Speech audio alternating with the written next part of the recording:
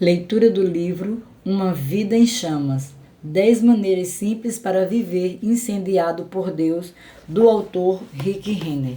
Capítulo 6, intitulado Incendiados pelas Almas. Há muitos anos aprendi, e isso está confirmado nas Escrituras, que um importante ingrediente que alimenta o coração e o mantém ardendo é a busca constante por ganhar almas. Esse é o quinto combustível que discutiremos. Nada incendeia tanto o coração como ser um instrumento usado para ver alguém ser resgatado das trevas, ser liberto do poder do pecado, ser lavado no sangue de Jesus e ser salvo de uma eternidade no inferno.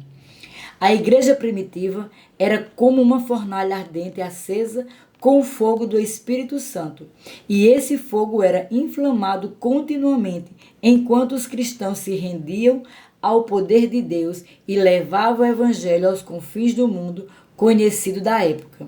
Do mesmo modo, se quisermos arder em chamas com o fogo do Espírito, precisamos ser emissários ativos da verdade e do poder do evangelho de Jesus Cristo para os que precisam ouvi-los no nosso tempo.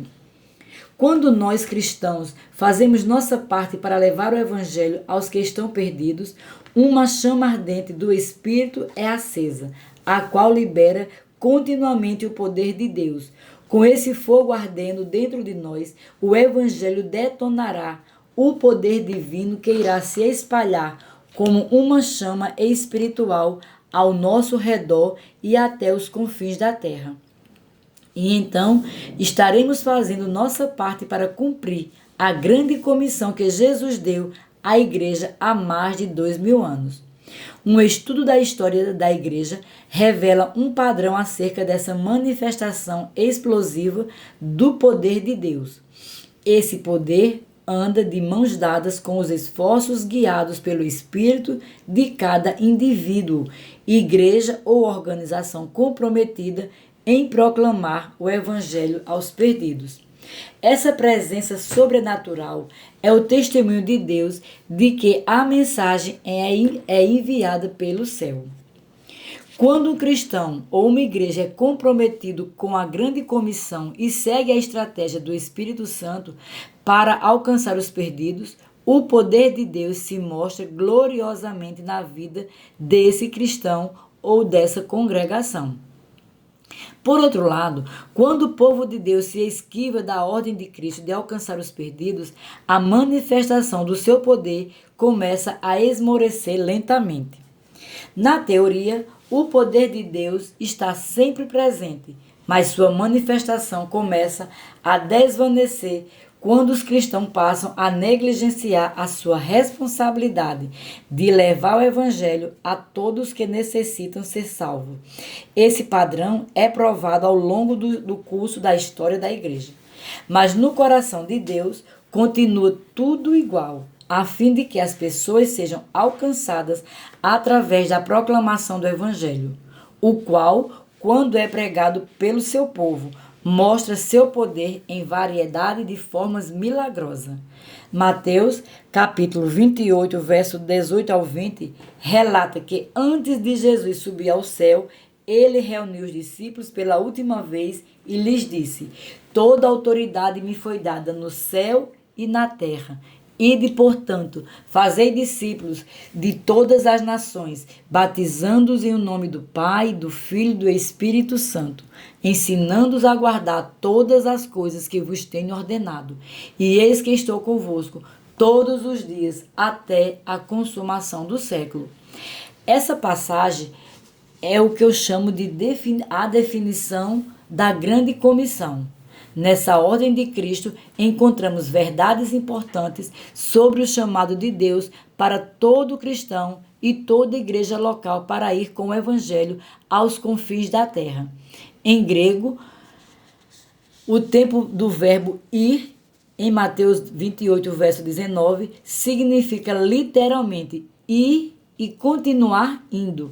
Em outras palavras, não se trata de uma ordem dada somente aos cristãos do início da era da igreja, nem foi uma ordem especial para os que ocasionalmente fizessem uma viagem missionária especial. A ordem de ir é o chamado de Deus para a igreja. É a ordem dele a todo cristão e a toda igreja local para todos os tempos. Deus espera que seus filhos estejam comprometidos em levar a mensagem de salvação do Evangelho aos perdidos como um estilo de vida. E ele promete aos que obedecerem a essa ordem um poder sobrenatural impressionante para cumprir a tarefa indicada. É por isso que os milagres se manifestam de modo mais consistente onde o Evangelho está sendo pregado, além das quatro paredes de uma igreja local, porque o Evangelho é o próprio poder de Deus. Vê Romanos capítulo 1, verso 16.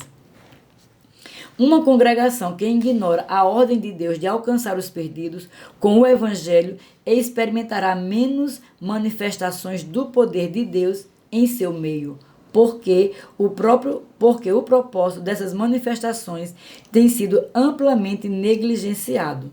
Eles podem até ter começado com foco em alcançar os perdidos e ter experimentado um grande poder em resultado disso. Entretanto, se depois começam a deixar de compartilhar o Evangelho com os não salvos, inevitavelmente perceberão que o poder manifesto de Deus vai ser retirado do seu meio. A demonstração do poder divino é prometida aos que vão e continuam indo, levando o Evangelho aos perdidos. Isso inclui compartilhar a mensagem com a família, os amigos e os vizinhos, e também com aqueles que encontramos no dia a dia, nas viagens missionárias e todas as áreas da vida até os confins da terra. Também é importante entender que uma parcela de ir é para os cristãos que fazem sua parte, financiando os esforços missionários de igrejas e outras instituições, os projetos de evangelização e os missionários que estão indo a outras partes do mundo para levar a mensagem de Cristo aos não salvos. Muitas igrejas hoje estão focadas em alcançar as próprias cidades com vários programas de evangelismo e está tudo certo com isso.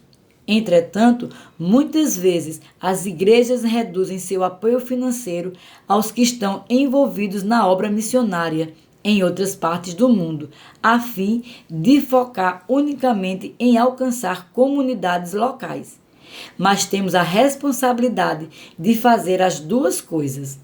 Precisamos compartilhar o Evangelho com os perdidos na nossa vizinhança e nas comunidades vizinhas, mas, ao mesmo tempo, mantemos o firme compromisso de sustentar financeiramente o que estão alcançando os não salvos no exterior.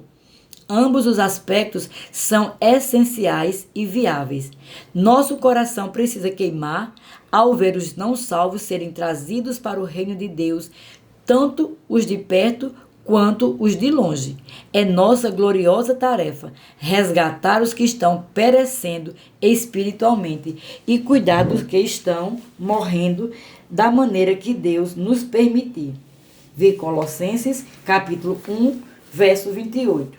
Subtítulo: Uma promessa impressionante. Mas na grande comissão, encontrada em Mateus capítulo 28, verso 18 ao 20, o Senhor Jesus fez uma promessa impressionante a todo cristão, igreja ou organização ministerial que queira ir e continuar indo com o Evangelho para alcançar os que estão perto e os que estão longe. Jesus disse: "E eis que estou convosco todos os dias até a consumação do século." Verso 20. Aqueles que levam essa promessa a sério e obedecem serão incendiados com o poder ardente do Espírito Santo e assim continuarão. A palavra eis, neste versículo, é, na verdade, uma promessa exclamatória que Jesus faz a todo aquele que queira, de qualquer forma, ir com o Evangelho aos perdidos. Melhor dizendo, eis pertence àqueles que vão. Em grego, a palavra eis seria mais bem traduzida como uau. Eu estarei sempre com vocês até os confins da terra. Na essência, Jesus estava dizendo: se vocês forem e continuarem indo, fazendo tudo o que puderem de todas as maneiras possíveis para pregar e ensinar o Evangelho, uau! Eu prometo que vocês experimentarão minha incrível presença ao fazer isso. Cristo promete que sua presença poderosa seja desfrutada e experimentada por todos os cristãos que são totalmente comprometidos em descobrir seu papel pela direção do Espírito Santo e depois em ir aos perdidos com a mensagem da salvação. Isso significa que se os cristãos quiserem experimentar o poder de Deus, eles precisam agir com base no que aciona essa liberação. A promessa de Jesus é que sua presença sobrenatural acompanhará todos os que quiserem fazer sua parte para levar as boas novas de salvação a outros. A unção sobrenatural do Espírito de Deus está disponível para encher de poder todo aquele que quiser levar o Evangelho aos não salvos.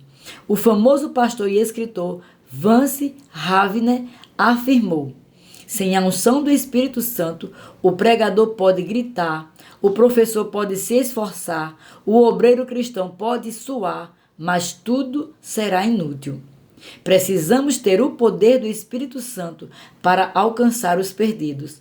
A plena medida do empoderamento para sermos testemunhas de Deus nos é transferida quando somos batizados no Espírito Santo.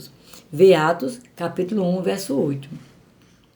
Mas depois é à medida que vamos com o Evangelho que nossa obediência aciona o poder do Espírito para ser liberado poderosamente sobre nós e através de nós.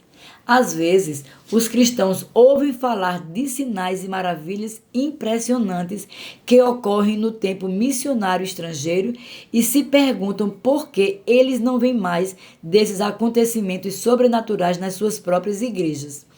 E essa é uma pergunta legítima, porque a maioria dos poderosos feitos que impressionam os cristãos costumam ocorrer em lugares para onde missionários ou pregadores que estão na linha de frente levam o evangelho, sendo territórios em que nunca ou raramente ele foi pregado. As manifestações do poder de Deus não deveriam acontecer somente no campo missionário estrangeiro. O Espírito Santo quer se mover perto da sua casa. Se você obedecer à direção dele em todas as situações e atender ao ID para compartilhar o evangelho sempre que for impelido a isso, o poder de Deus se fará presente onde quer que você esteja. Assim como Jesus prometeu, sua presença poderosa se manifesta quando o evangelho está sendo levado aos que precisam ouvi-lo. O propósito do seu poder se fazer presente nesses lugares é para confirmar que a mensagem foi enviada pelo céu. É garantido que essas ocorrências milagrosas acontecerão no campo missionário ou em qualquer área da cidade em que você mora, onde o evangelho raramente tenha sido pregado, quando você atender ao ID em obediência, guiado e capacitado pelo Espírito Santo. Essa é a promessa de Deus, de que seu poder estará presente quando você fizer a parte que lhe cabe, pela direção dele para alcançar os não salvos. Subtítulo: Como avivar uma chama que está se apagando. Com muita frequência, quando as igrejas estão estabelecidas, elas recuam da evangelização aos perdidos. Anteriormente, essas congregações podem ter passado por experiências incríveis quando foram cheias do poder de Deus. Mas à medida que o tempo passa, se elas abandonam o zelo que tinham antes em alcançar os perdidos, parece que o poder começa a esmorecer. Quando minha esposa Denise e eu nos casamos, estávamos na equipe de uma grande igreja denominacional que antes ardera em chamas pelo Evangelho e experimentara um poder lendário.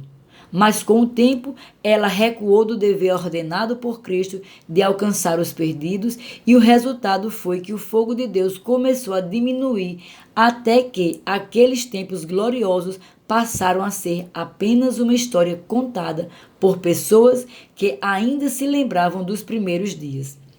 Mas então o Espírito Santo despertou do sono aqueles cujos corações estavam dispostos a se aventurar além dos limites do prédio da igreja para alcançar os não salvos. E à medida que aqueles cristãos obedientes se levantaram e começaram a alcançar a comunidade com as boas novas de Jesus Cristo, a igreja foi novamente incendiada com um fogo espiritual renovado. Assim, como combustível em uma chama que está se apagando pode fazer com que as brasas sejam acesas novamente, aquela congregação foi incendiada novamente com o fervor do coração de Deus por salvar os perdidos. Agora, as pessoas não tinham mais apenas lembranças de um mover de Deus do passado. Mais uma vez, elas começaram a bater nas portas e a compartilhar o evangelho, a orar para que os não salvos fossem salvos e a usar deliberadamente suas finanças para ganhar os perdidos, enquanto entregavam o coração para se desenvolver uma mentalidade de evangelismo naquela igreja. Durante esse tempo, o poder de Deus começou a explodir no meio deles de uma nova maneira. Fui testemunha de quando o poder de Deus se mostrou presente naquela igreja e o seu fogo começou a arder no coração das pessoas mais uma vez. Os altares ficaram cheios de gente vindo a Cristo e eventos milagrosos começaram a ocorrer na vida dos membros. Pessoas eram curadas, outras eram libertas de influências demoníacas e milagres financeiros despontavam nos lares e nas ofertas da igreja. Foi uma série de eventos notáveis que jamais esquecerei. Todos esses acontecimentos milagrosos estavam ocorrendo dentro de uma igreja denominacional que teologicamente sequer abraçava a dimensão dos milagres como uma realidade para o mundo de hoje. Mas não era uma questão de quais posições teológicas as pessoas adotavam. Tratava-se da promessa de Jesus em Mateus 28, verso 20. Jesus afirmou que sua presença poderosa seria demonstrada na vida de todo cristão, ou de toda igreja, ou de toda organização ministerial que fosse cumprir o ide aos perdidos como prioridade. Subtítulo: Minha primeira experiência com uma igreja em chamas. Quando Denise e eu nos conhecemos, éramos estudantes universitários e frequentávamos uma igreja estudantil que era radicalmente comprometida com o evangelismo e que ardia em chamas pelas almas. Consequentemente, um fluxo ininterrupto de pessoas não salvas vinham para o reino e os membros da comunidade se envolviam em todo tipo de programa evangelístico para trazer as pessoas ao conhecimento da salvação em Jesus Cristo. A liderança da igreja nos exortava continuamente com relação à responsabilidade de alcançar os não salvos, nos incentivando a trazer pessoas que não conheciam Jesus Cristo. E assim como Jesus prometeu na grande comissão em Mateus 28, do verso 18 ao 20, o poder de Deus se fez presente naquela igreja. Ela se tornou simplesmente uma usina espiritual. Toda a igreja ardia com o fogo de Deus e os dons do Espírito Santo fluíam quase ininterruptamente nos cultos. Denise e eu estávamos profundamente envolvidos nas equipes de evangelismo. Na verdade, na primeira vez em que ficamos juntos foi quando fomos colocados na mesma equipe de evangelismo que ia visitar uma casa de repouso. Formamos uma dupla para compartilhar o evangelho com um senhor que estava sofrendo de câncer. Embora na época fôssemos apenas conhecidos, ela e eu conduzimos aquele homem a Cristo juntos. Nós não percebemos, mas a salvação daquele idoso foi o primeiro fruto do que Denise e eu estaremos fazendo juntos pelo resto da vida. Ah, como me alegro com as lembranças que carrego daquela igreja. O prédio simplesmente transbordava com o poder do Espírito Santo. Os frequentadores assíduos mal podiam esperar pelo próximo culto, porque sabiam que experimentariam a presença incrível de Deus e que os dons do Espírito se manifestariam com milagres e curas.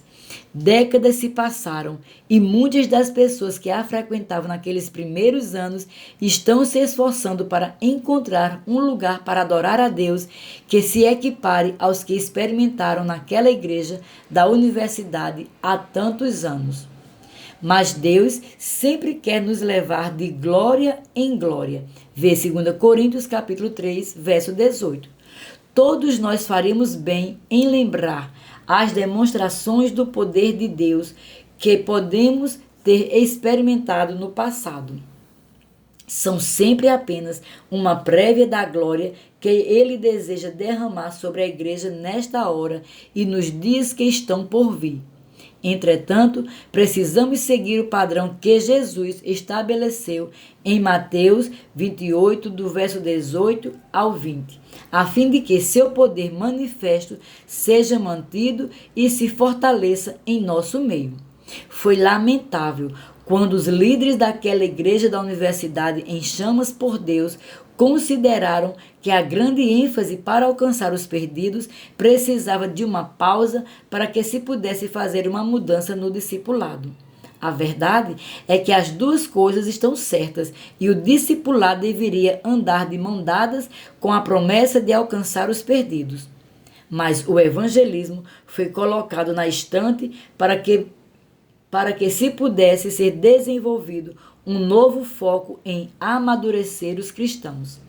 Para a liderança, uma vez que um estado maior de maturidade fosse alcançado, a igreja então voltaria a alcançar os perdidos. Foi uma decisão fatal, pois quando uma igreja se volta para dentro, isso reduz grandemente a necessidade de o poder de Deus se manifestar e, em geral, produzir resultados catastróficos depois de algum tempo. No caso daquele corpo de cristãos, pouco depois, tudo que havia tornado a igreja na universidade poderosa se evaporou bem diante dos nossos olhos. Quando a congregação começou a focar somente em si mesma, os números começaram a diminuir, até que ela se tornou nada além de uma sombra do lugar glorioso que havia sido um dia. Lentamente, aquela igreja começou a perder a posição de influência vivificadora que um dia havia ocupado na comunidade. Os líderes foram muito sinceros com relação ao desejo de ajudar os cristãos que estavam sob a sua responsabilidade a alcançar uma maior maturidade espiritual e a desenvolver um sistema de prestação de contas espiritual. Os motivos por trás da decisão deles eram puros, mas eles haviam cometido um erro de cálculo grave, e a decisão de adiar a tarefa de alcançar os perdidos resultou em consequências dolorosas.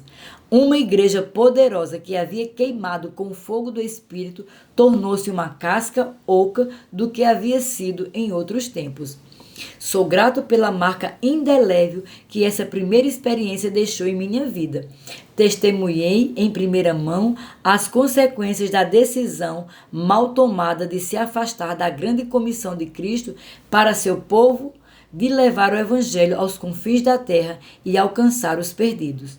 Aprendi que as manifestações do poder de Deus para capacitar as pessoas não são necessárias se elas não estiverem fazendo o que é essencial para requer a atuação do poder sobrenatural.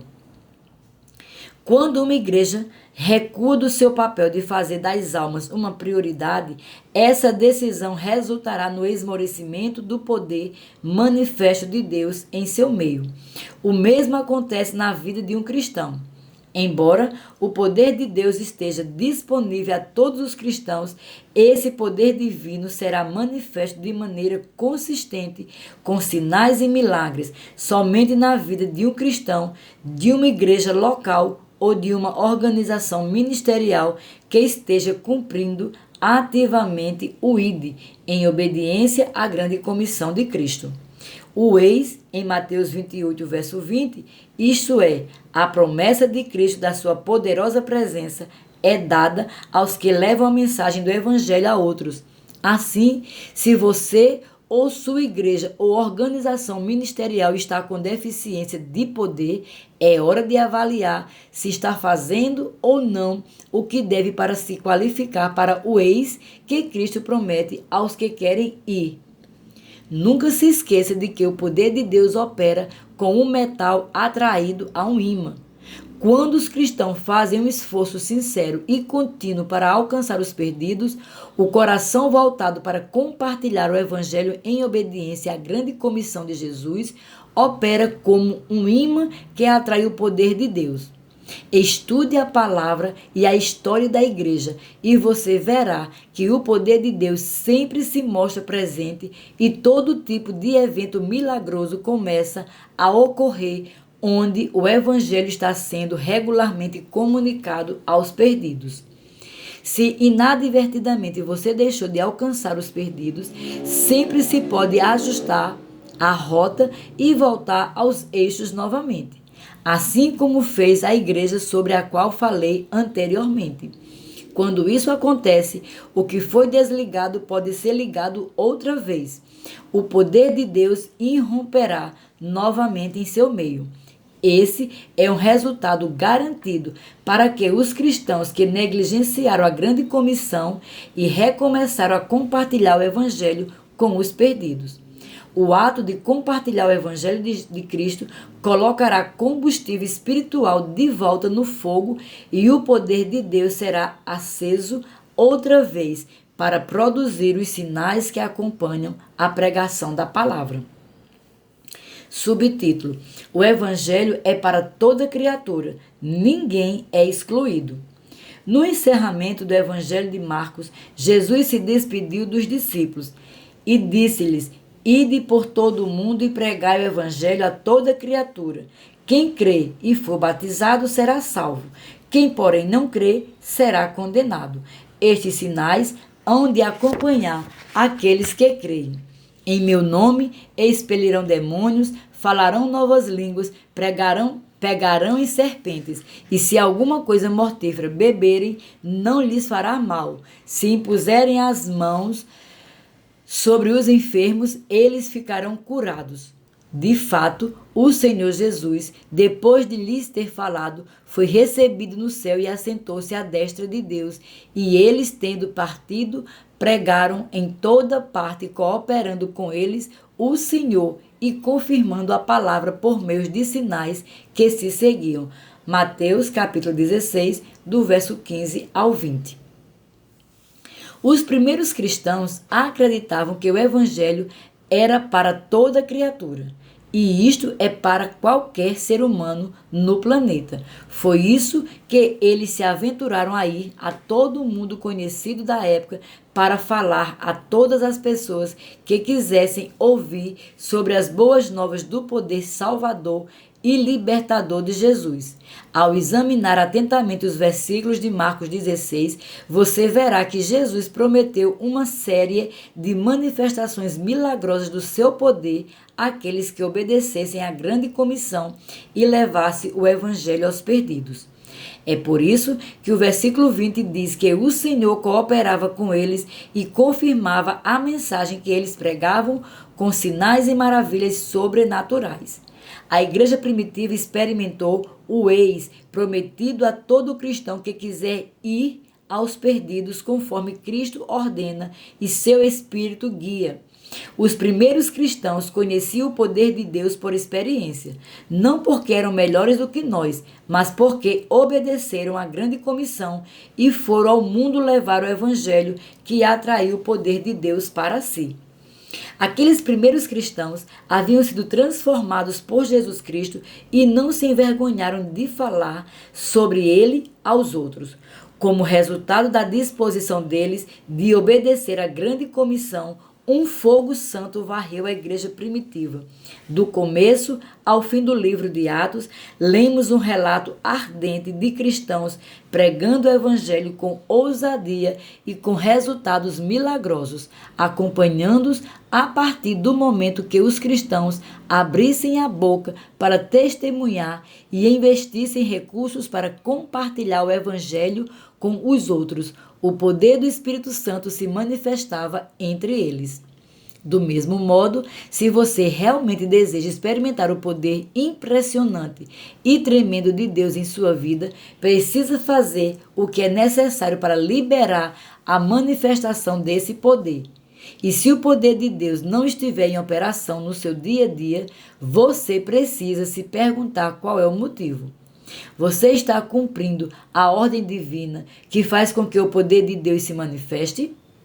Você está cumprindo o ID, compartilhando Jesus Cristo com a família, os amigos, os vizinhos, os colegas de trabalho e os conhecidos? Você está ofertando financeiramente para financiar o Evangelho, a fim de alcançar os que estão em terras estrangeiras? Nesse caso, então Jesus promete que sua poderosa presença marcará sua vida. Subtítulo: A mensagem do Evangelho é o gatilho para o poder de Deus. Em Romanos 1,16, Paulo disse: Pois não me envergonho do Evangelho, porque é o poder de Deus para a salvação de todo aquele que crê. Nesse versículo, Paulo afirmou que o Evangelho é o poder de Deus. A palavra poder vem do grego dunamis, uma palavra antiga que descrevia poder. É de onde tiramos a palavra dinamite. Significa, então, que o Evangelho é a dinamite de Deus. Entretanto, a palavra dunamis também poderia ser usada para retratar a plena força e o poder de um exército em marcha. Isso significa que quando você faz um esforço concentrado para compartilhar o Evangelho com os perdidos, esse ato é o próprio gatilho que libera o poder de Deus para avançar como um poderoso exército, a fim de expulsar as trevas, trazer a luz de Deus e liberar seu poder salvador e libertador para aqueles que estão cativos e perdidos. A palavra salvação em Romanos 1,16 é traduzida do grego sodizo, que retrata salvação, cura e libertação.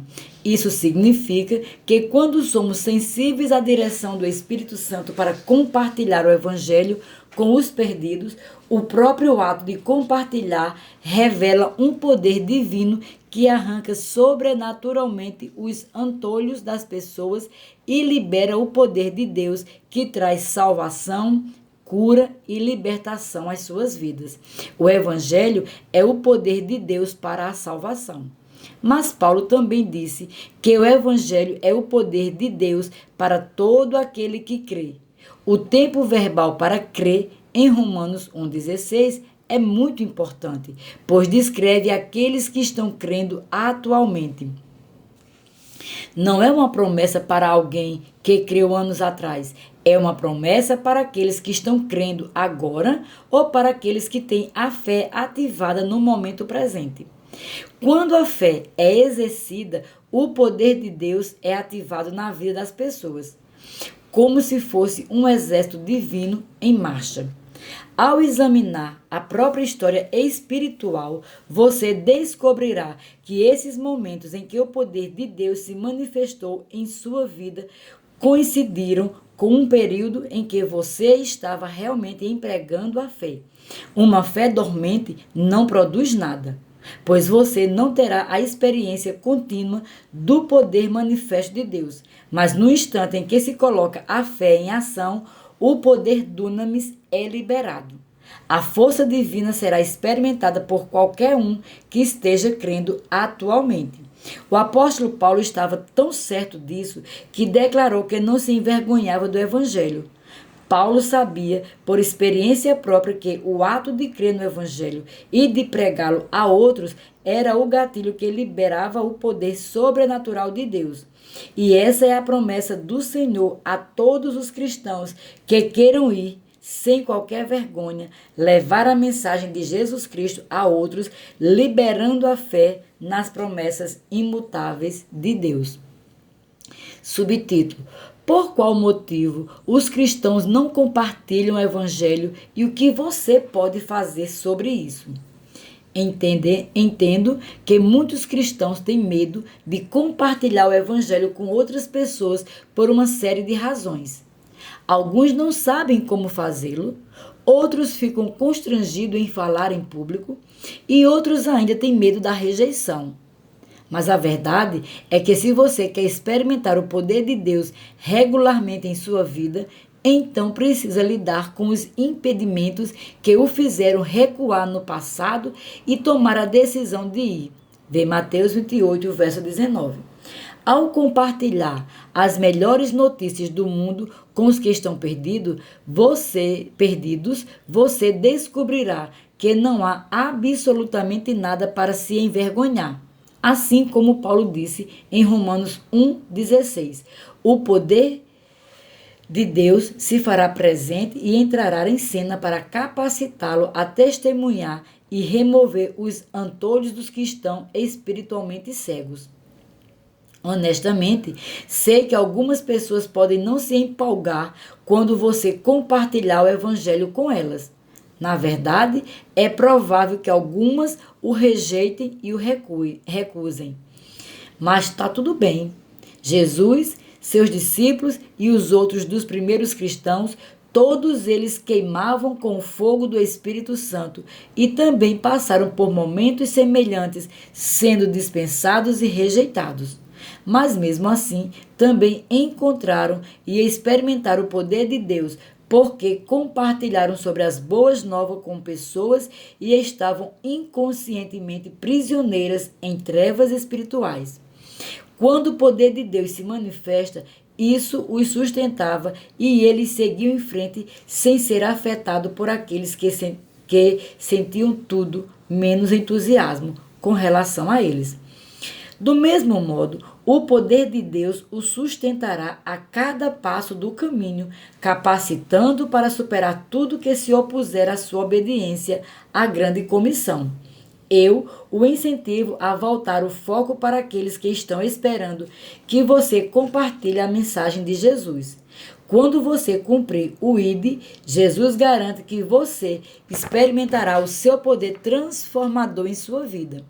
Aqueles que creem receberão salvação com todas as bênçãos de libertação e cura, e você nunca lamentará ter aberto a boca, ou movido os pés, ou investido dinheiro para levar o evangelho até eles. Mesmo que alguns a princípios não demonstrem interesse, não se perturbe com isso, porque eles nunca esquecerão o que você disse a eles. E mesmo que pareça que você não tenha nada na sua rede agora, nunca esqueça que há muitos peixes lá fora na sua comunidade, na sua região e nos confins da terra que estão esperando que você lance essa rede novamente no tempo marcado por Deus. Subtítulo: o ingrediente certo para ativar o poder de ser uma testemunha.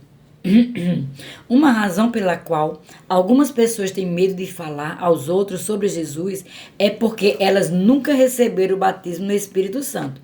Portanto, lhes falta a plena medida do poder que Deus deseja conceder a elas para capacitá-las a ser testemunhas ousadas e plenamente equipadas com os dons do Espírito, sobre o que já falamos com mais detalhe no capítulo 4. Em Atos 1:8, Jesus disse: mas recebereis poder ao descer sobre vós o Espírito Santo e sereis minhas testemunhas. Nesse versículo impressionante, Jesus prometeu que ser cheio do Espírito Santo irá capacitar os cristãos para ser uma testemunha eficaz a outros no momento em que esse cristão se rende e Deixa eu repetir aqui. Os outros no momento em que esses cristãos se render e obedecer aos apelos dele. embora o fato de alguém compartilhar o Evangelho sempre traga o poder de Deus para a cena. O batismo no Espírito Santo capacita divinamente o cristão para testemunhar com ousadia e para ser usado na operação dos seus dons sobrenaturais, a fim de suprir cada necessidade. Mencionei no capítulo 4 a maravilhosa igreja denominacional na qual eu cresci. Essa igreja realmente acreditava que era nossa responsabilidade dada por Deus compartilhar o Evangelho com os perdidos, porque realmente acreditávamos nisso, colocávamos nossa convicção em ação e batíamos nas portas, visitávamos os potenciais membros da igreja e saímos ao sábado para compartilhar Cristo com a vizinhança nas proximidades da igreja, que era comprometida, organizada, honesta e muito dedicada. Se fossem dadas as notas por esforço, teríamos recebido 10. Mas, no meu entendimento, porque não acreditávamos no batismo do Espírito Santo, não experimentávamos o poder suficiente para fazer o trabalho tão bem quanto poderíamos se tivéssemos recebido esse dom celestial. Naturalmente, como já vimos, o poder de Deus se manifesta em uma medida para todo aquele que quiser compartilhar Cristo com os outros. Mas, se tivéssemos abraçado o batismo no Espírito Santo e o empoderamento interior consciente que seu enchimento concede, teríamos experimentado uma dimensão completamente diferente de sucesso no esforço de compartilhar o Evangelho e visto mais vidas serem transformadas. Posso falar com base em minha experiência naqueles primeiros dias. Pessoalmente, me sentia impotente com medo de testemunhar às pessoas sobre Jesus. Quando nos aproximávamos de uma nova casa para bater na porta de frente, em vez de orar para que as pessoas estivessem em casa e atendessem a campainha, ao contrário, eu orava para que não houvesse ninguém em casa ou para que um cachorro grande estivesse no quintal e nos impedisse de chegar no portão. Mas depois que recebi o batismo no Espírito Santo, tudo mudou. Eu literalmente fiquei em chamas com o poder de Deus. Assim como Jesus prometeu em Atos 1:8, fui capacitado sobrenaturalmente para falar a outros com ousadia sobre Jesus, sem medo ou vergonha. Depois disso, eu orava para que as pessoas estivessem em casa quando fazíamos visitas e se houvesse cães perigosos no quintal, eu amarrava o poder daqueles cães em nome de Jesus, porque eu queria chegar àquelas portas para compartilhar Cristo com as pessoas que moravam naquelas casas. O batismo no Espírito Santo realmente me capacitou para falar a outros sobre as melhores notícias do mundo.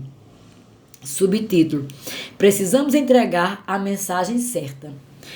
Surgiu um problema de conteúdo na igreja de hoje que precisa ser corrigido e superado se quisermos ser cristãos fortes, ter igrejas fortes e fazer parte de organizações ministeriais fortes nestes últimos dias. Deus ordenou que todo cristão leve a mensagem do Evangelho aos que estão quebrantados e necessitam de salvação, cura, libertação e restauração.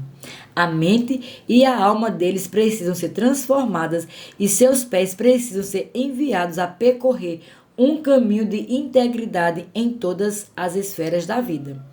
Somos privilegiados por sermos os vasos que Deus escolheu para fazer essa obra gloriosa. Esse evangelho transformador é a nossa missão e a Bíblia diz que os pés dos que carregam essa mensagem maravilhosa são formosos. Vê Isaías 52, verso 7. Isso significa que nossos pés são abençoados se estamos entre aqueles que levam essa mensagem de salvação aos que necessitam dela. Muitos benefícios se tornam disponíveis para uma pessoa que crê e responde ao Evangelho, e outros precisam saber que esses benefícios existem. Entretanto, grande parte dos que está sendo pregado hoje foca principalmente em autoajuda, sucesso e prosperidade. Sem dúvida, esses estão entre os benefícios de Deus que são bons e necessários. O Senhor quer que as pessoas sejam saudáveis, desfrutem a vida, sejam bem-sucedidas e financeiramente abençoadas. A verdade é que onde quer que o Evangelho esteja operando na vida das pessoas, o poder dessa mensagem vivificante sempre produz frutos em cada uma dessas categorias, quer esses assuntos sejam enfatizados ou não.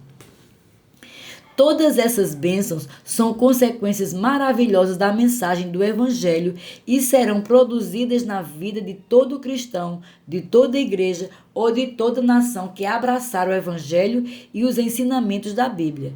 Até as pessoas perdidas, se viverem segundo os princípios de Deus, podem ter uma vida grandemente abençoada, porque os princípios de Deus operarão para todos aqueles que os aplicar. Mas não devemos esquecer que esse tipo de bênçãos palpáveis, por mais importantes que seja para viver vitoriosamente, está limitado à vida nesta terra. Quando as pessoas obedecem aos princípios espirituais, elas podem receber esses benefícios que fazem com que sejam mais saudáveis e desfrutem de prosperidade. Mas, e se elas se sentirem saudáveis e desfrutarem de bênçãos materiais agora, porém no fim das contas forem para o inferno porque nunca entenderam que precisam de se arrepender do pecado para serem salvas e irem para o céu? Se esse é o caso, cometemos um grave erro. Qual é a vantagem de tudo isso se as pessoas forem abençoadas agora, mas perderem o céu e passarem a eternidade separada de Deus? Essa é a razão pela qual Jesus perguntou: que aproveitará o homem se ganhar o mundo inteiro e perder a sua alma? Mateus 16, verso 26. Que conclusão terrível para se chegar no fim da nossa corrida espiritual, que ajudamos as pessoas a serem saudáveis, bem-sucedidas e prósperas, mas elas acabaram no inferno porque não as ajudamos a entender a exigência de Deus de se arrependerem do pecado para serem salvas. Entendo que muitas pessoas se sentem desconfortáveis discutindo ou até pensando sobre o tópico do inferno, mas o inferno é uma realidade, quer gostemos disso ou não. As pessoas que conhecemos irão para lá se não receberem a mensagem da salvação vinda de Cristo. Sem dúvida, é bom sermos portadores de cura, prosperidade e libertação para aqueles que estão quebrantados ou enfermos e necessitados de libertação e restauração. Mas devemos lembrar sempre que a responsabilidade mais importante que temos com as pessoas é entregar a mensagem que diz que Jesus morreu para salvá-las de uma eternidade da separação de Deus. J.C. Hiller não media palavras acerca desse assunto.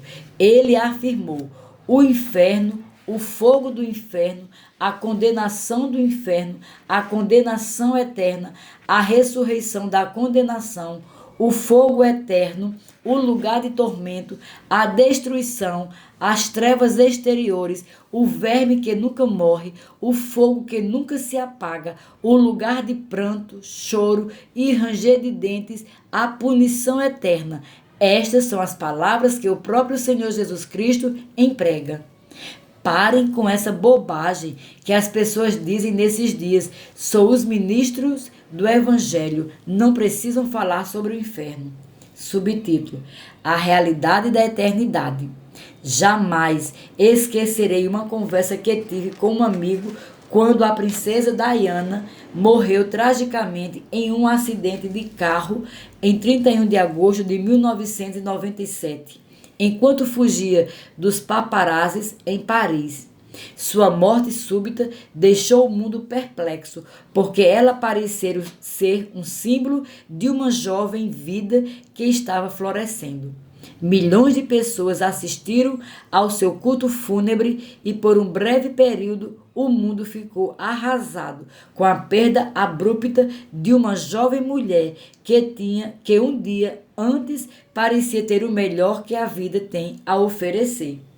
Com este cenário mundial, comentei com um amigo pelo telefone: "Poxa, a morte repentina da princesa Diana realmente me faz pensar no quanto a eternidade está próxima de todas as pessoas.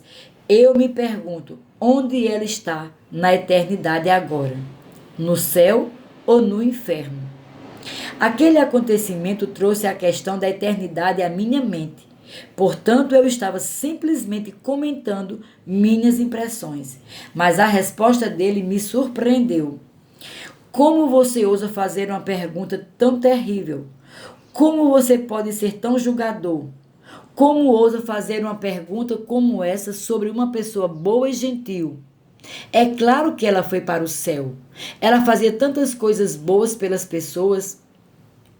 Meu amigo julgou mal meu comentário. Eu apenas tomei consciência repentina da eternidade, porque alguém famoso havia acabado de entrar nela. E eu não estava pretendendo julgar ninguém. Foi apenas um pensamento que passou pela minha mente.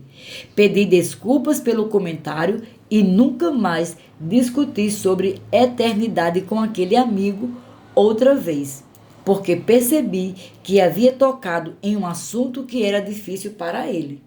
Não tenho ideia de onde a princesa Diana está na eternidade, mas a resposta do meu amigo me disse que ele pensava que fazer coisas boas pelas pessoas era o suficiente para qualificar alguém à vida eterna no céu. Mas a Bíblia afirma que isso não é o bastante. Uma quantidade enorme de pessoas boas morreu e foi para o inferno porque não morreu em Cristo. Não se trata de obras, mas do estado espiritual em que se está quando morre. As Escrituras garantem que se alguém morrer em Cristo, estará em Cristo por toda a eternidade. Mas se alguém morre em um estado espiritual perdido, passará a eternidade no inferno, separado de Deus e em uma condição irrecuperável e perdido para sempre. Enquanto eu refletia sobre aquela conversa difícil, comecei a pensar também sobre a frequência com que eu, como pastor, visitei pessoas que estavam chorando a morte de um amigo ou parente não salvo. Lembrei que muitas vezes essas pessoas haviam me dito anteriormente o quanto estavam profundamente preocupadas com a salvação do amigo, parente, morto enquanto ainda era vivo. Elas me diziam que tinham certeza de que ele não havia entregado a vida a Cristo.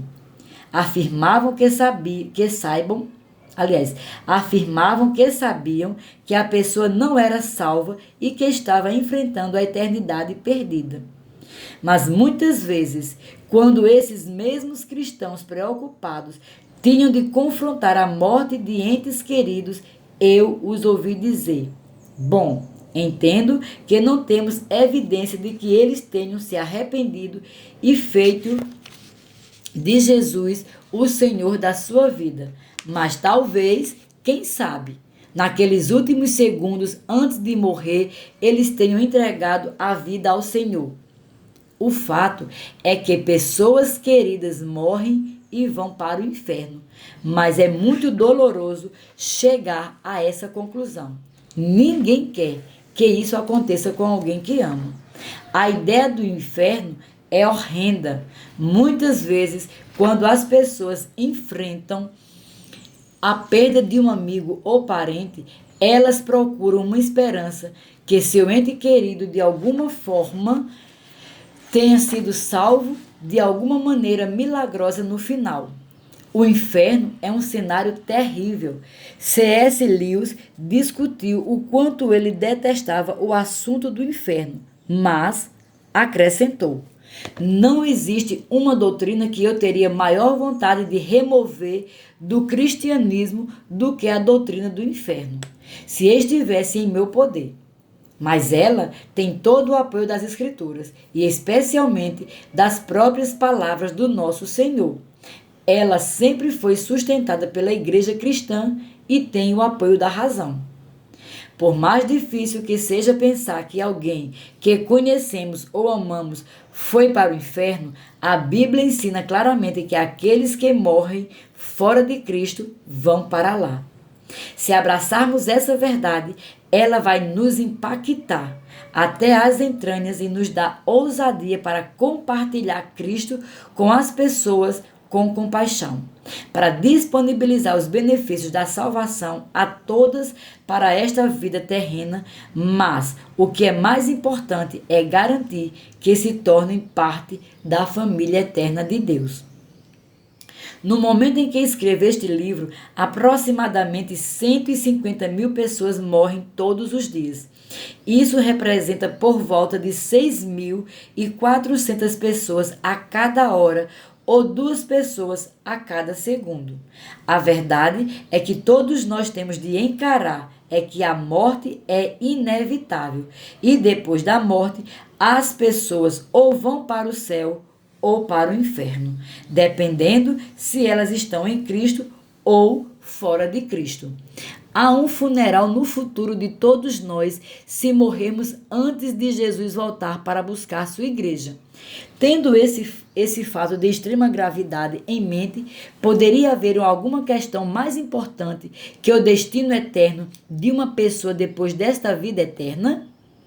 É por isso que precisamos queimar com paixão ao levar a mensagem de salvação do Evangelho a tantas almas quanto possível. Jesus morreu para isso. Então, nós devemos viver para isso. Hoje em dia, ouço muitos líderes de igrejas falarem sobre a necessidade de alcançar os desigrejados. Essa expressão está certa se eles estão tentando apenas chegar nos cristãos que não frequentam uma igreja local. Mas as pessoas não salvas não estão desigrejadas. Elas simplesmente não estão salvas. Elas estão em perigo eterno. Quando falamos sobre pessoas não salvas, é importante lembrar que elas não são pessoas que apenas precisam ser modificadas por um bom ensino. E sim, são pessoas perdidas que estão indo para o inferno se não vierem a Cristo. Precisamos aprender a ser diretos com relação ao fato de que os não salvos estão indo para o inferno. O inferno é um lugar real e as pessoas realmente vão para lá. Ao escrever sobre o conteúdo da mensagem que pregamos e promovemos, quero dizer que quando uma pessoa recebe a Cristo, ela não está apenas adotando uma nova filosofia para melhorar seu estilo de vida ou modificar seu comportamento. Quando uma pessoa vem a Cristo, ela é arrancada de uma eternidade perdida e recebe imediatamente uma nova natureza dada por Deus, que faz dela um membro da família eterna do Senhor. Em uma fração de segundos, a vida eterna é transferida para essa pessoa, a qual lhe garante um destino no céu, em vez de uma eternidade em um lugar terrível chamado inferno. Infelizmente, o conteúdo eternidade está em falta na maior parte do que está sendo pregado e ensinado hoje. O assunto do inferno raramente é pregado no púlpito. Pense nisso. Quando foi a última vez que você ouviu um bom sermão ou uma série de sermões sobre o inferno? Você já ouviu algum? Greg Laurie, escritor e pastor muito conhecido, disse o seguinte, com razão: muitas pessoas reagem negativamente à pregação sobre o fogo e o enxofre do inferno, como se diz.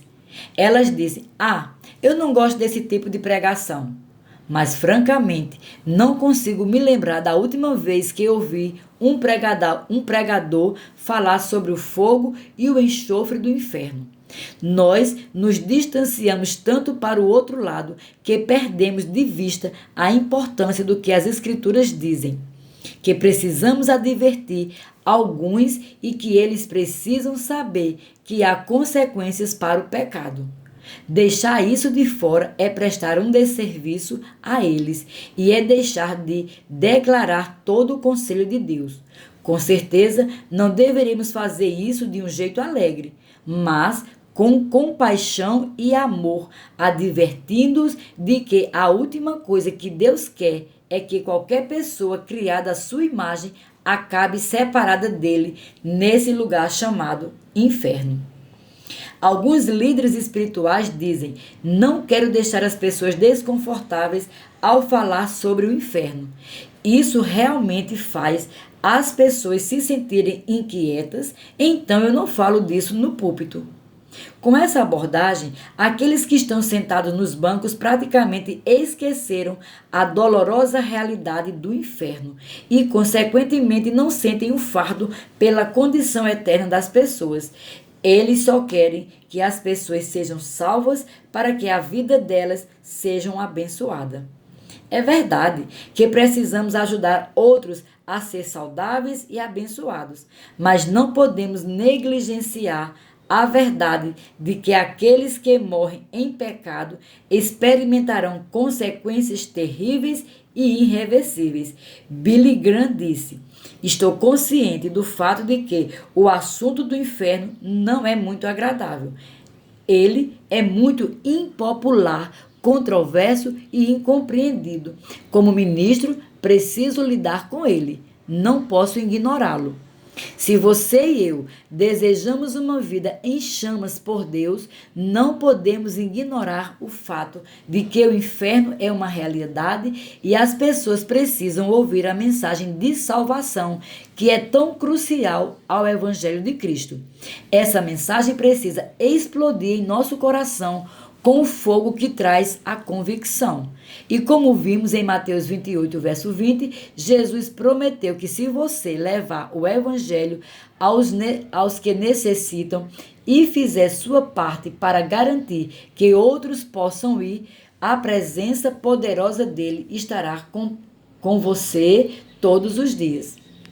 Subtítulo: O inferno é um lugar real. Um problema muito real é que muitos cristãos hoje não creem realmente no inferno. Claro, se você perguntar, a maioria vai responder algo assim: sim, é claro, acredito no inferno. A Bíblia ensina isso. Mas, ao examinar seus atos, você chegará à conclusão de que essas pessoas não acreditam realmente que os membros não salvos de sua família, seus amigos e seus conhecidos que não nasceram de novo, estão indo para o inferno. Se acreditassem, isso não os afetaria tão profundamente a ponto de, pelo menos, fazer tudo o que for possível, para tentar impedir que isso acontecesse. Se um cristão acredita realmente no inferno, mas não faz nada para falar às pessoas não salvas que encontra ao longo da vida sobre o poder salvador de Jesus Cristo, de impedir que elas tenham de ir para lá, o que essa omissão diz sobre esse cristão? Ela diz que a revelação da realidade do inferno ainda está em falta na sua vida. Se os cristãos realmente acreditassem no inferno, o simples pensamento de um amigo, parente, colega de trabalho ou conhecido indo para lá os motivaria a fazer alguma coisa para impedi-los desse destino eterno. É por isso que é tão imperativo que a doutrina do inferno seja ensinada e pregada no púlpito. Uma revelação do inferno acende um fogo no coração dos cristãos para orar pela salvação dos não salvos e para pedir a Deus a oportunidade de compartilhar o evangelho com eles. William Booth, pregador metodista e fundador do Exército da Salvação, disse: a maioria dos ministérios cristãos gostaria de enviar seus recrutas para um seminário bíblico por 5 anos. Eu gostaria de enviar nossos recrutas para o inferno por 5 minutos. Isso faria mais do que qualquer coisa no sentido de prepará-los para uma vida inteira de ministério cheio de compaixão. J. Hudson Taylor, o grande missionário à China disse: se Deus tornasse o inferno tão real para nós que não conseguiríamos descansar. As pessoas preferem falar sobre o céu a falar sobre o inferno porque os pensamentos sobre o céu são muito mais agradáveis de se contemplar. Mas Jesus estava tão convencido da necessidade de transmitir a realidade do inferno para o povo que falou sobre esse assunto nos 4 evangelhos, 3 vezes mais do que falou sobre o céu.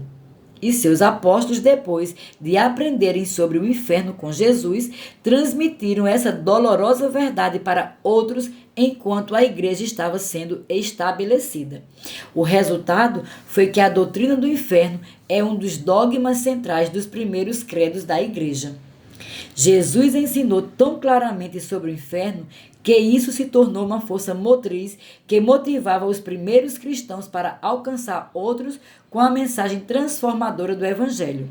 A crença deles no inferno estava profundamente enraizada em seus corações, porque o próprio Cristo a plantou ali. E como resultado do ensino profundo e revelador de Jesus sobre o inferno, os primeiros cristãos abraçaram a responsabilidade de levar o evangelho para resgatar os não salvos, de fazer tudo o que podiam para evitar que eles passassem para a eternidade perdidos. Eles ardiam apaixonadamente com o desejo de ver as pessoas salvas. Uma vez que atos falam mais alto que palavras, o que suas ações ou a falta delas dizem sobre a sua paixão por ver pessoas resgatadas de uma eternidade no inferno. Se você leva a sério andar com Deus em sua vida em chamas, essa é uma pergunta importante para você fazer a si mesmo e responder com sinceridade.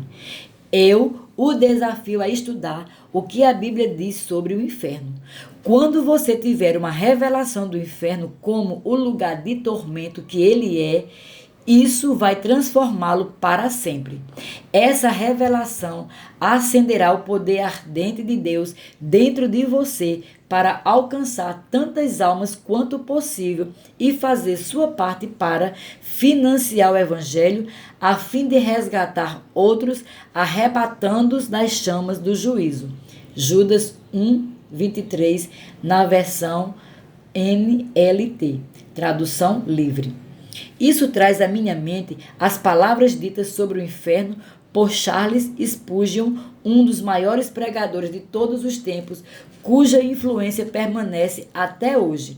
Se os pecadores forem condenados, pelo menos deixe que eles saltem para o inferno por cima da nossa cabeça. Se eles quiserem perecer, que pereçam com nossos braços, com nossos braços ao redor dos seus joelhos. Que ninguém vá para lá sem ser avisado e sem ter recebido uma oração. Subtítulo: O que a Bíblia realmente ensina sobre o inferno? Jesus ensinou claramente sobre o inferno mais do que qualquer outra pessoa. Além do seu ensino fidedigno sobre o assunto, há outras referências ao inferno tanto no Antigo quanto no Novo Testamento. Várias referências particularmente fortes ao inferno podem ser encontradas nos Salmos e em Provérbios. Jesus ensinou que o inferno é um lugar de trevas, de choro e de ranger de dentes, um lugar de tormento interminável, onde as pessoas são queimadas para sempre com fogo e enxofre. Vê Apocalipse, capítulo 21, verso 8. Jesus também disse que o inferno é um lugar onde o verme nunca morre. Vê Marcos, capítulo 9, verso 48. Onde o fogo nunca se apaga. Marcos 9, 44. E um lugar de lembranças que trazem remorsos. Vê Lucas 16, 25. Jesus disse que é um lugar de onde aqueles que morrem em pecado nunca podem sair uma vez que tenham ido para lá. Lucas 16, verso 26. O livro de Apocalipse também ensina que o inferno é uma grande fornalha, Apocalipse 9, verso 2, de onde os habitantes jamais poderão encontrar descanso, Apocalipse 14, 11. Os livros de Salmos e Provérbios nos diz explicitamente que o inferno é um lugar cheio de tribulação e tristeza eterna e que eles consomem as almas perdidas como uma fera cuja fome nunca é saciada. Vê Salmos 116, verso 3, Provérbios 27 e 20. Uma vez que Jesus falou tão explicitamente sobre o inferno e que outras passagens ao longo da Bíblia fazem o mesmo, como é possível que esse assunto vital e eterno seja tão ignorado? As pessoas precisam vir à fé em Cristo para que seu nome seja escrito no livro da vida e a eternidade delas seja selada com o precioso sangue de Jesus Cristo. É essencial que levemos a mensagem da obra de Jesus na cruz aos não salvos e que façamos nossa parte para financiar o Evangelho, a fim de que ela possa ser levado a outros que nunca o ouviram. A questão do céu ou inferno é de tão grande importância que Deus enviou o próprio Filho para morrer por isso. O teólogo e escritor R.C. Sproul nos lembrou que a misericórdia de Deus é estendida àqueles que se arrependem depois de ouvir o Evangelho.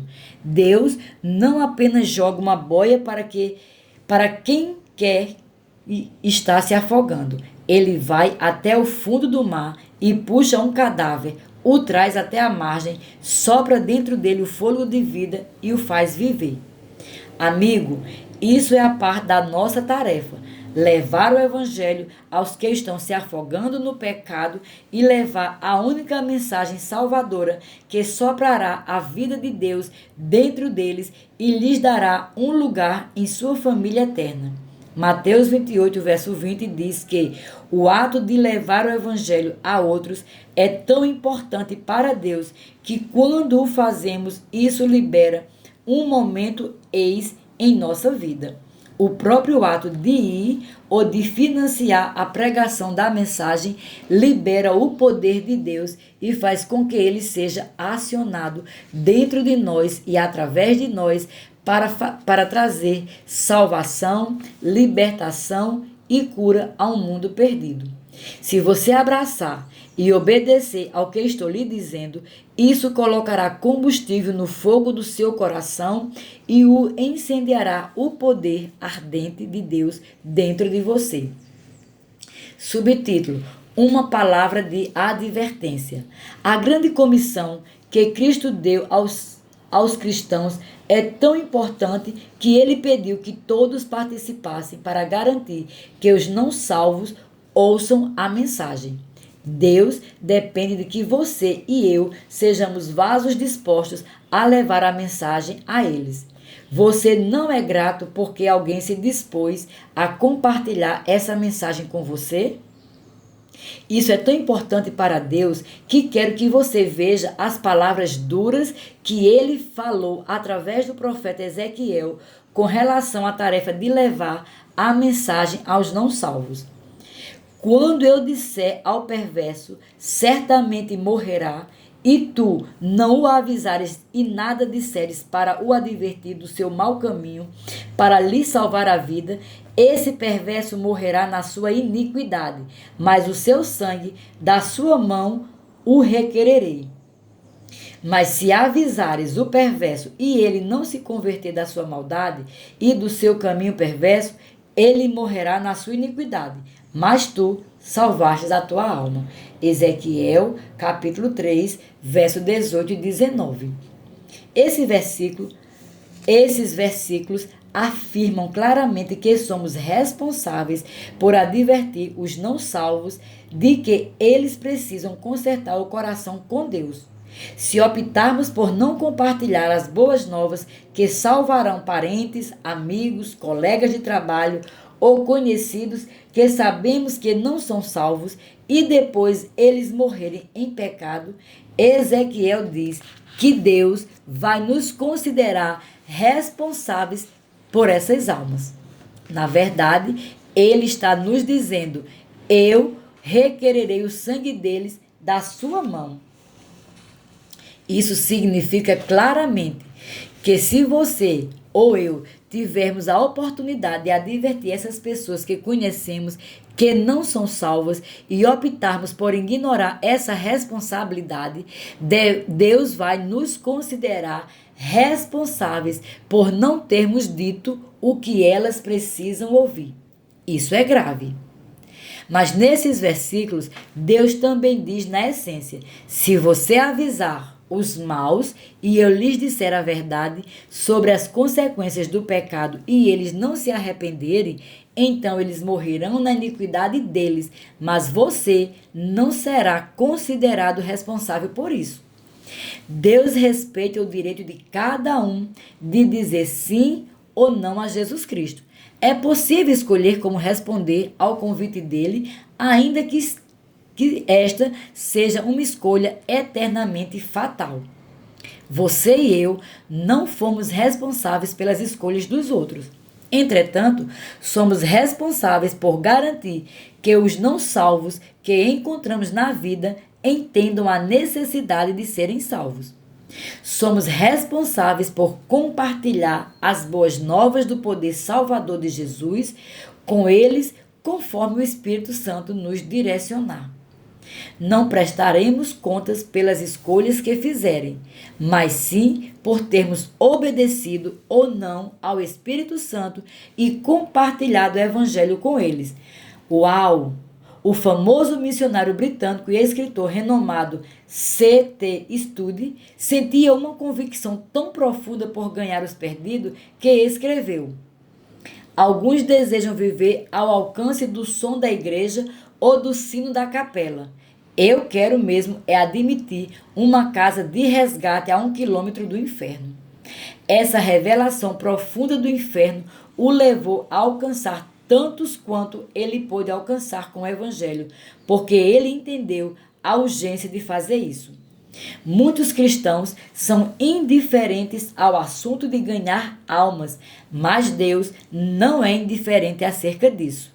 Deus levou tão a sério a questão de ganhar almas que enviou o próprio Filho ao mundo para pagar pela salvação com seu precioso sangue. Lembre-se de João 3,16, que diz: porque Deus amou o mundo de tal maneira que deu o seu Filho unigênito para que todo aquele que nele crê não pereça, mas tenha vida eterna. Deus fez o maior sacrifício de todos, dando seu maior dom para proporcionar salvação e libertação para aqueles que creem e colocá-los dentro da sua família eterna. Agora, ele pede que façamos nossa parte para compartilhar essa mensagem de salvação com os outros. Subtítulo: seu testemunho é poderoso. Aqueles que transformaram o mundo nos primeiros séculos da igreja eram simplesmente pessoas cuja vida havia sido transformada pelo poder de Jesus Cristo e depois compartilharam seus testemunhos com resultados convincentes. Eles não eram teólogos, eram cristãos comuns e regulares que contaram sua história pessoal acerca do que Jesus havia feito por eles. Você também não precisa ser um teólogo para compartilhar o Evangelho com os outros, nem sequer conhecer muito das Escrituras. A verdade é que agora mesmo você tem uma ferramenta poderosa para compartilhar Cristo com outros. Essa ferramenta é o seu testemunho. O que Jesus fez na tua vida? Como ele ajudou, curou e fortaleceu você? De que ele o libertou? Como ele o protegeu? De que maneira ele supriu sua necessidade? Como você se sente ao saber que está salvo por toda a eternidade? O que o perdão de Cristo fez por você? As respostas para todas essas perguntas compõem seu testemunho. O testemunho é a coisa mais poderosa que você tem para dividir Os incrédulos não querem ouvir sobre teologia. A mente deles está em trevas, eles não entendem e falar com eles de modo religioso fará com que se afastem. Mas eles vão querer ouvir a sua história de vida. Com frequência, quando estou em um avião indo pregar, procuro oportunidades de ser testemunha para a pessoa que está sentada ao meu lado. Muitas vezes me perguntam: para onde o senhor está indo? Ou o que o senhor vai fazer quando chegar em seu destino? Descobri que se eu disser a elas sou um pastor, normalmente não vão querer falar muito comigo durante o restante da viagem. Em vez disso, aprendi a dizer sou escritor, ou sou apresentador de televisão, ou moro e trabalho na Rússia. Todas essas respostas são verdadeiras, mas em geral, quando ouvem que sou escritor, apresentador de televisão ou que moro na Rússia, elas demonstram interesse e imediatamente querem conversar. Que tipo de programa de TV você tem? Perguntam. Que tipo de livro você escreve? Elas querem saber. Por que você mora na Rússia? Perguntam com muito interesse. Em vez de dizer que tenho um programa de ensino da Bíblia, digo: tenho um programa de TV educativo. Isso é verdade, porque meus programas são educativos. Então, continuam a questionar: que tipo de programas educativos você transmite e que tipo de livros você escreve? Em vez de dizer que são programas bíblicos ou livros com base nas verdades da Bíblia, respondo: minha especialidade é a história do primeiro século e escrevo principalmente sobre as coisas que aconteceram no mundo romano e nos arredores de Jerusalém. Finalmente, a conversa chega em: o que levou a morar na Rússia? O que você faz ali e há quanto tempo você vive lá? Eu digo: bem, a verdade é que Deus me direcionou para lá há muitos anos em um momento terrível da história. Esse é o momento que aproveito para começar a compartilhar meus testemunhos sobre o que Deus fez em minha vida. Mas a esta altura, meu companheiro de viagem quer ouvir toda a história e está com o coração totalmente aberto.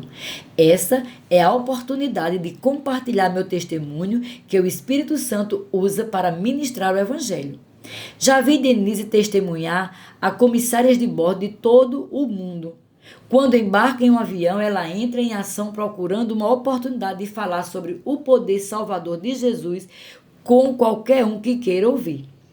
Em geral, eu a vejo focar em uma aeromoça. Denise começa dizendo como ela está bonita, o que é totalmente sincero, pois minha esposa aprecia quando as mulheres estão bem vestidas e arrumadas. A comissária normalmente responde: obrigada, a propósito, também gostei de sua roupa. Logo uma conversa é iniciada e as duas parecem velhas amigas falando sobre roupas, cosméticos, interesses pessoais e outras coisas. E pouco a pouco as muralhas caem e outro coração se abre. O que acontece em seguida é muito previsível porque presencio isso há décadas. Logo, a aeromoça começa a se abrir com Denise sobre os problemas que está enfrentando. E sempre Denise responde: vou orar por você. Durante anos, minha esposa deu seu número de telefone a comissárias de bordo. E sabe de uma coisa? Para quem você acha que elas telefonam na próxima vez que precisam de oração? Para Denise. E tudo começou com um elogio a um uniforme de trabalho. Se você ama genuinamente as pessoas e se importa com o destino eterno delas, Deus vai ensiná-lo a construir pontes a fim de alcançar estes corações com seu amor e sua verdade. Essa ponte pode ser sua profissão, seus filhos, suas roupas e até uma xícara de café. Deus pode usar praticamente qualquer coisa para conectar você a outra pessoa. Se você pedir ajuda ao Espírito Santo, ele vai lhe mostrar como ser intencional acerca de que você está fazendo quando fala com as pessoas que encontram o que precisam do Evangelho. Nunca se esqueça de que toda pessoa que você encontra é uma vida eterna e uma oportunidade de você fazer a diferença na vida dela. Volto a dizer, não precisa ser um teólogo ou mesmo conhecer muitos versículos da Bíblia, muitos versículos bíblicos para falar a outros sobre Jesus. Você tem a arma mais poderosa que poderia desejar, seu testemunho. E você conhece sua própria história tão bem que não precisa se preparar ou estudar por horas para contá-la. É o seu testemunho e você já o conhece. É a sua história, o relato do que Jesus fez na sua vida. Subtítulo: Esteja pronto, seja forte. Estou certo de que você está agradecido por alguém que o amou o suficiente para compartilhar Cristo com você. E se essa pessoa tivesse adotado uma abordagem diferente? E se ela tivesse pensado, sei que ele ou ela precisa ouvir sobre Jesus, mas estou ocupada demais e sou tímida demais para isso? E se essa pessoa tivesse se afastado e deixado você no seu caos espiritual, quando poderia ter lhe dado um testemunho para levá-lo a Cristo? Deus é tão fiel que ele teria enviado outra pessoa para alcançá-lo. Mas você não é realmente grato por quem se arriscou para fazer uma diferença eterna na sua vida?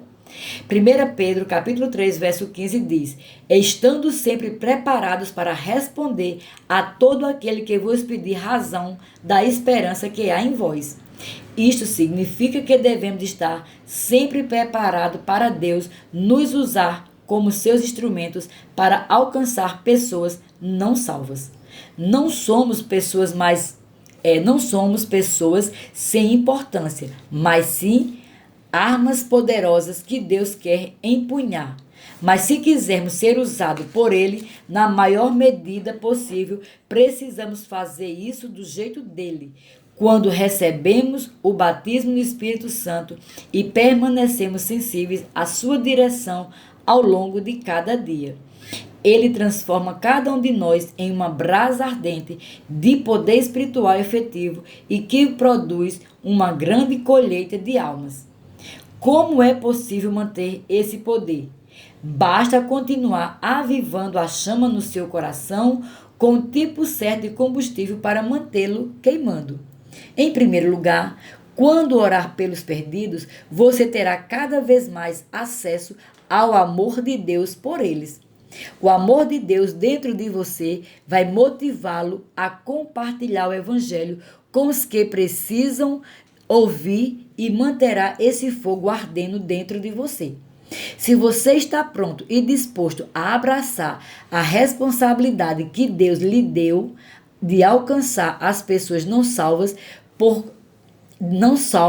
com as boas novas de Jesus Cristo, então prepare-se, porque você está prestes a detonar espiritualmente. Naturalmente, é imperativo que você creia genuinamente que o Evangelho é a resposta para toda e qualquer necessidade humana. Ao sair para compartilhar o Evangelho, você experimentará o eis do poder de Cristo na sua vida. Então, à medida que você mover os pés para ir aos perdidos, abrir a boca para falar aos que precisam ouvir e fizer sua parte para financiar a propagação do Evangelho aos que necessitam, sua obediência acionará o gatilho que libera o poder de Deus que sempre acompanha a proclamação do Evangelho de Cristo. Romanos 1,16. Lembre-se, Jesus disse que devemos ir e continuar indo para alcançar os perdidos no mundo que está próximo de nós e até os confins da terra. Esse mandato divino deve se tornar nosso modo de vida, se abraçarmos e realmente agirmos com base na grande comissão de Cristo. Em Mateus 28, do verso 18 ao 20, poderemos reivindicar a promessa de Jesus. Uau! Eu estarei sempre com vocês até os confins da terra. Para refletir. 1. Toda vez que compartilha o Evangelho, você dispara o gatilho para liberar poder sobrenatural a fim de resgatar a alma das pessoas. Ser cheio do Espírito Santo vai capacitá-lo com ousadia para ser eficaz e para ser usado na operação dos seus dons sobrenaturais. O poder do Espírito Santo o habilita para experimentar uma dimensão inteiramente diferente de sucesso ao ver as vidas das pessoas transformadas. Você reconheceu o poder que vem com o enchimento do Espírito Santo e a capacidade interior que isso concede? Quando investe tempo, oração ou mesmo dinheiro para ganhar almas para Cristo, você está procurando cumprir o desejo do coração de Deus. Você dispõe diariamente para responder aos apelos do Senhor de orar pelos perdidos ou de compartilhar o Evangelho com outros? Você está pessoalmente envolvido em ajudar outros em seus esforços para alcançar os perdidos? 2. Ganhar a alma alimenta o fogo de Deus em seu coração. É impossível procurar ativamente propagar o Evangelho, alcançar os perdidos e edificar o reino de Deus sem ter o amor e o poder dele se movendo através de sua vida para o mundo que o cerca. Deus é apaixonado por almas. E você? Você está procurando intencionalmente ganhar os perdidos ao apoiar aqueles que vão até onde eles estão? Quando você financia os esforços de outros para ganhar almas, também aviva sua própria chama e a transforma em uma fornalha. 3. Há um funeral no futuro de todos nós, se morrermos antes de Jesus voltar para buscar a sua igreja. Tendo em mente esse fato impressionante, com que frequência você testemunha a outros sobre o poder da salvação através do Evangelho? Quando uma pessoa vem a Cristo, ela é arrancada de uma eternidade perdida e recebe imediatamente uma nova natureza dada por Deus, que faz dela um membro da família eterna de Deus. Imediatamente a vida eterna é transferida para essa pessoa para garantir a ela um destino no céu em vez de uma eternidade em um lugar terrível chamado inferno. Você ama as pessoas o suficiente para fazer com que elas saibam que tanto o céu quanto o inferno são reais? Se você não está preocupado com a condição e o destino eterno de outra pessoa, muito provavelmente não se importa com o seu. Com que frequência você considera a realidade de que um dia você olhará nos olhos de Jesus e prestará contas pela maneira como viveu a sua vida? Se você não tiver vivido para proclamar a salvação para o qual ele morreu, você acredita que seus esforços garantirão as palavras "muito bem" quando você comparecer diante do Mestre? Reflita sobre isso. Concluímos o capítulo 6.